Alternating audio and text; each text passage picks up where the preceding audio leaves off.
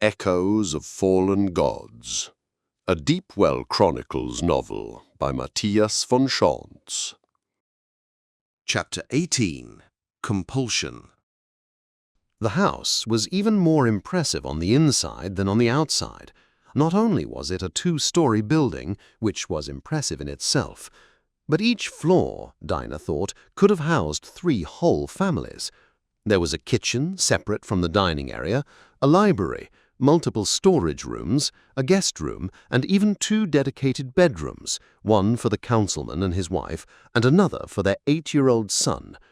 Apparently, sitting at the Count's table in Realmshield came with certain privileges. "Please, Darkflame, eat." Councilman Ranhoff made a sweeping gesture with his arm to indicate the buffet in front of her. There were figs and watermelons from the Nimian Compact, strawberries from the Eastern Empire, grilled quail and smoked pheasant from the forest surrounding Tyranny, and oysters from the Sea of Pearls. There were even small bowls of boiled rice from the Deramar rainforests. Dinah didn't know how the councilman had gotten hold of the latter, whether through indirect trade via the compact or as spoils from the incursion, but she didn't care. The chance to sample such a delicacy was far too rare to pass up. Not to mention that gluttony, although strictly not one of the 11 sacraments, was still looked upon favorably by the gods of the world. Still, she was a healer, first and foremost. She had a job to do here. "Don't you want me to treat your wife as soon as possible, Councilman?" There was a faint smile on his face when he answered. "She's resting comfortably now. 1 more hour won't make a difference. Patera's dark flame should get her due." True enough, Dinah thought. So this was part of the payment, a way to increase his chances with the god of healing. She didn't mind, as long as she got paid in talons as well. And if he was anything like her usual clientele, he was probably a bit nervous about the procedure. It was natural to want to postpone it as long as possible. "And the sacrifice?" she asked. "It's been prepared. My servant is tending to it now," the councilman explained, indicating the doorway to their left with his hand. "It's perfectly healthy and has been getting the best food and care we can give it." In that case, Dinah was satisfied, and in the back of her mind she could feel that Patera was too. She continued to eat, sampling everything from the table that looked even remotely palatable, and a few things that weren't. There was little substance to their conversation, however. The councilman was keenly aware that a dark flame of Patera would find his daily world utterly unimportant, and he didn't want to risk annoying her by talking about politics or the gentry. And he, in turn, knew precious little about the affairs of the gods. At the end of the meal, he brought Dinah upstairs to the bedroom, where his wife rested in an opulent bed dressed with white silken sheets. Just before they entered the room, the councilman's son ran up to his father and threw his arms around him. "Will Mommy get better now?" the boy asked, his voice filled with a mix of fear and hope as he turned his head to glance at Dinah. Councilman Ranhoff held him tightly, stroking his red hair. "In only a few minutes she'll be just like before," he said in a low voice. "Go to your room. I'll come get you when she's healed." The little boy stuck his head through the doorway to take a last peek at his mother before leaving. She turned toward him and offered a weak smile. The woman's face was ashen, slick with a sheen of cold sweat. "She doesn't have much time left," Dinah thought. "We'd better get started now, or he'll never get to hug his mother again." The boy returned to his own room, closing the door behind him. His father didn't want him to see what was to come. The taking of a sacrificial life was not a pretty sight to behold, even for an adult. In a few minutes, the master bedroom would certainly not be a place for a child. The councilman indicated a large, comfortable chair next to the bed. It was made with fine leather and stuffed with eiderdown. When Dinah sat down in it, the seat made a soft creaking sound as it adjusted to her weight. It smelled faintly musky and a little smoky, but not in an unpleasant way.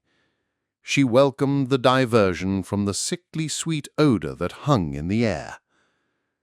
Next to the chair stood a small table made from dark imported mahogany and held together by elaborate bronze fittings. On top of it sat an ornamented bowl filled to the brim with coins. And on the other side, tied to the bedpost, stood a beautiful young goat. Patera and her dark flame had gotten their dues. Everything was in order. "You're familiar with what ails her?" Councilman Ranhoff asked. She was. Gangrene was, sadly, not that uncommon. Not that she really needed to be familiar with the disease to treat it. Patera's dark magic was powerful enough to heal the woman even if she hadn't been. "Of course," she said. "This will be all over in a minute. Just relax." Closing her eyes, Dina began to recite the incantations needed to gift the living to Patera in exchange for the health of the councilman's wife. In her mind, she could feel her god's approval of the sacrifice and her glee at being allowed to extinguish yet another life. Still, there was something different here this time, though Dina couldn't quite put her finger on what it was. Not wanting to break her concentration, she pushed the thought away. A short while later, when Dina opened her eyes again, the noblewoman sat up in her bed with a wide smile on her face, touching the leg that had been infected and necrotic only minutes earlier. "How do you feel?" Dina asked. "Any dizziness? Nausea?" "I feel fine. None," the councilman's wife answered. "No, I feel great. Thank you, Dark Flame. Oh, thank you, Patera, my lord and god." That's when Dina noticed something she had not expected. The goat was still standing there, tied to the bedpost, and still in perfect health. Councilman Ranhoff turned his head toward the doorway. "Son!" he shouted, his happiness evident in his voice. "Son, come and give your mother a hug. The dark flame has healed her." For a few seconds, nothing happened. There was no sound from the boy's room. "Son?" The councilman rose from his chair and walked out the door into the hallway. Slowly, he opened the door to the other bedroom. "Son?" The scream of despair that followed would haunt Dina for the rest of her life. She had her table set up on the cobblestones of Archduke Tardovich Square, just outside the Grand Council chamber of Realmshield. This was the center of commerce in the Northeastern Empire, and today Dina could have her pick of patients. Despite what had happened the day before, she would be staying with the Ranhoffs for the rest of the week, sleeping in their guest room and eating their food. The conversations at the dinner table had been strained, to say the least. Quite obviously, the last thing the pair wanted now was to sit across from and entertain her. Truth be told, that was the last thing Dina wanted too. She'd much rather have moved on from Realmshield and forgotten the whole thing. But a contract was a contract.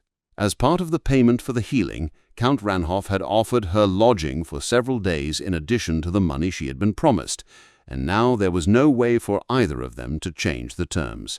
You simply didn't back out of a deal with the god of torture. So Dina sat at their table, ate their food, and tried to think of the least offensive things she could possibly say to them. She was sure the Ranhoffs were doing the same. The conversations were short, strained, and utterly meaningless, as both sides counted the days until she would leave. The patients lining up in front of her table in the square were perhaps a bit less enthusiastic than usual, but that had little impact on her business. If you were dying from pneumonia, you didn't care much that a rich nobleman had lost his son to the gods. Still, she could hear in the voices of those seeking her services that day that there was an element of fear in the air. Suddenly, she froze.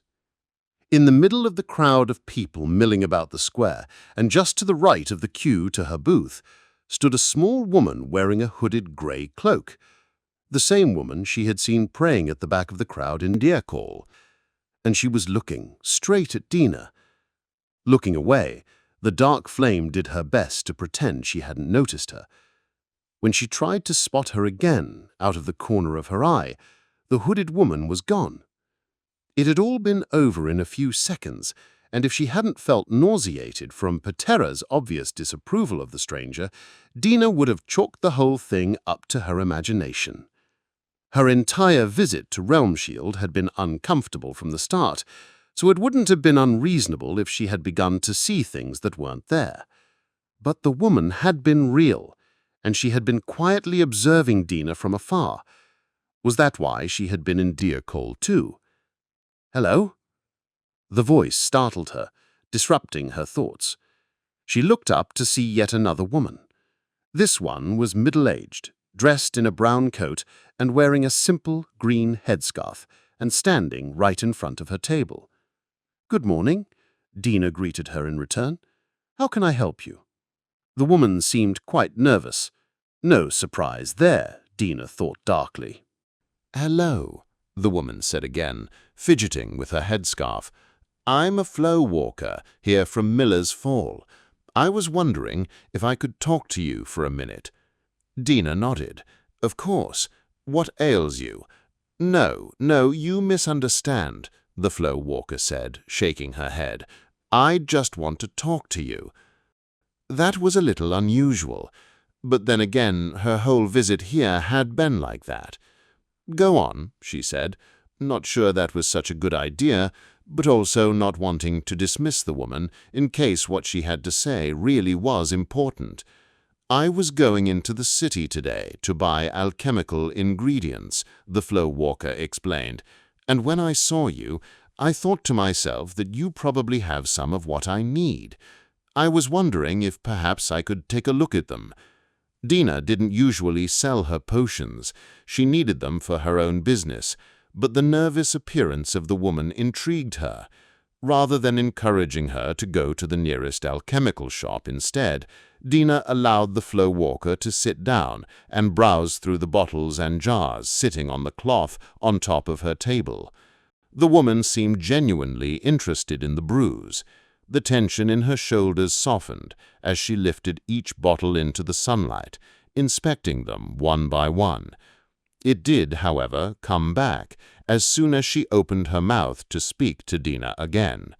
"I was wondering if you had any Tyrannian purple," she asked, referring to the strong and very rare coloring agent extracted from sea snails caught in the Sea of Pearls, which, by decree of the Lion, could only be traded in Tyrannia.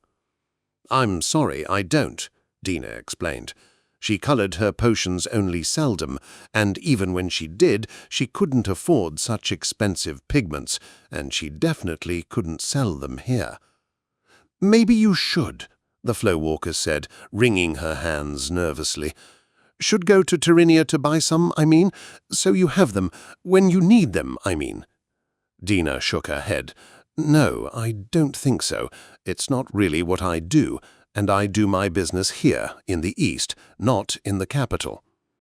Her refusal seemed to agitate the woman further. "No, she said, almost cried. "You really should go to Tyrannia. I think you really should go there today." Dina looked at her, trying to figure out what was going on. First, there'd been the strange hooded woman silently observing her, and now here was this flow walker, apparently terrified of Dina not going to Tyrannia. Why on Tyron would the woman care where a dark flame went? Dina walked where Patera sent her, and her patron god hadn't said a word about going to the capital. There seemed to be some urgency to it too. She didn't just want Dina to go to Tyrannia at some unspecified point in the future. The woman wanted her to leave now. "Why today?" Dina asked, trying to sound casual. It wouldn't do if the woman suspected she was on to her. "I don't know. He didn't say," she replied. Realizing what she had just revealed, the flow walker changed her tune. "I meant I didn't say. Yet. I didn't say yet why you should go today. It's because purple is such a wonderful color. You should really be using it more." Dina reached to the side of her table and picked up her special kit, a small leather roll-up pouch containing the tools of her trade that she didn't use when healing her patients. She put it on her display cloth next to her potions and opened it with slow, deliberate motions, revealing the ornamented knives, scalpels, and pliers inside, the tools of her other trade. Tools crafted not to mend what was broken, but instead to induce pain in the most exquisite of ways. She looked up from her kit, staring at the woman with steel in her eyes. "Who's he?" she demanded. The flow-walker, fully aware of whom Dina served, desperately tried to come up with an answer she could get away with. Eventually she seemed to come to the conclusion that the immediate threat Patera's servant posed was greater than whatever compulsion she was under not to reveal the source of her message. "He told me not to say," she said, giving up all pretense.